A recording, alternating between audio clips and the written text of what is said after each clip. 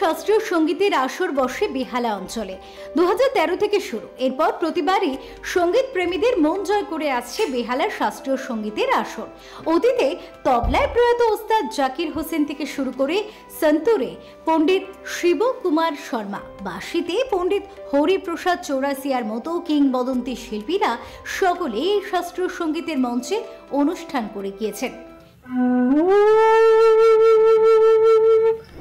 4 দিন ব্যাপী শাস্ত্রীয় সঙ্গীতের মঞ্চে দেখা গেল বহু বিখ্যাত ভারতীয় সঙ্গীতজ্ঞকে। এবারও বেহালার সাংস্কৃতিক সম্মেলনের আয়োজনে 13তম বর্ষের অনুষ্ঠান হয়ে গেল 9 থেকে 12 জানুয়ারি।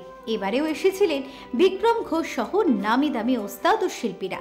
সব মিলিয়ে 4 দিন মনোজ্ঞ সাংস্কৃতিক পরিবেশের মধ্যে দিয়ে অতিবাহিত হয় বেহালা সাংস্কৃতিক সম্মেলনে বেহালা ক্লাসিক্যাল ফেস্টিভ্যাল। আমরা হাজির হই প্রত্যেকবারে, আসার চেষ্টা করি প্রথম দিনেই উদ্বোধনের দিন। সেই সঙ্গীত সম্মেলন, ধ্রুপদ সঙ্গীত সম্মেলন আজ সূচনা দিন। জাকির হোসেনকে শ্রদ্ধা জানানো হচ্ছে। আর যেরকম 4 দিন হয়, এবার 13 বছর পা দিল। 13 বছর একটা বিরাট ব্যাপার। একটা ক্লাসিক্যাল ফেস্টিভ্যাল, অনেক নামি দামি ক্লাসিক্যাল ফেস্টিভ্যাল বন্ধ হয়ে গেছে, সেখানে 13 বছর ধরে এরকম একটি উৎসব চালিয়ে যাওয়া খুব খুব কঠিন। তো সবার সাংঘাতিকভাবে বেহালার সাংস্কৃতিক সম্মেলনের যারা সদস্য, তারা অত্যন্ত উদ্যোগী, অত্যন্ত সৎ, এবং তারা তাদের কাঁধ মিলিয়ে কাজ করেছে। এবং আমাদের যে সেক্রেটারি সন্ধ্যা বেড়াচ্ছে, অসাধারণ নিপুণভাবে এটা চালাচ্ছে। অ্যাকচুয়ালি ক্লাসিক্যাল ফেস্টিভ্যালটার একটা সোনালী ইতিহাস আছে, এবং সেটার একটা যে ঐতিহ্য, এটা সারা পৃথিবীব্যাপী ছড়িয়ে দিয়েছে। সেটা ভারতবর্ষের এই ঐতিহ্য, এটা আমাদের যেভাবেই হোক রক্ষা করতে হবে, সেটা চালিয়ে নিতে হবে।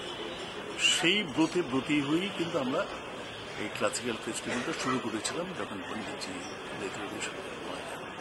তাকে স্মরণ করেই আমাদের প্রথম অনুষ্ঠান ছিল।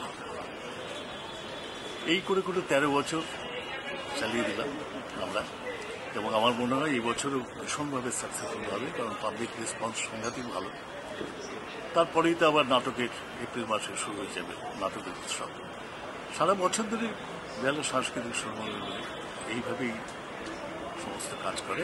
এবারও অনেক ভালো ভালো সমস্ত সঙ্গীত শিল্পীরা এসছেন। প্রথম কথা কি, শ্রোতাদের মধ্যে একটা দোনোমনো ব্যাপার বরাবরই ছিল, এবারও আছে। এবং যারা কিন্তু ওদেরকে আগ্রহ, মানে প্রতি সঙ্গীতের প্রতি আগ্রহ বাড়ানোর জন্য এগুলো করে রাখতে হবে। আগ্রহ না থাকলেও ইদানিং আস্তে আস্তে দেখা যাচ্ছে নিউ জেনারেশনের মধ্যে সেই আগ্রহটা সৃষ্টি হচ্ছে, এবং সেটা আমাদের একটা পজিটিভ দিক।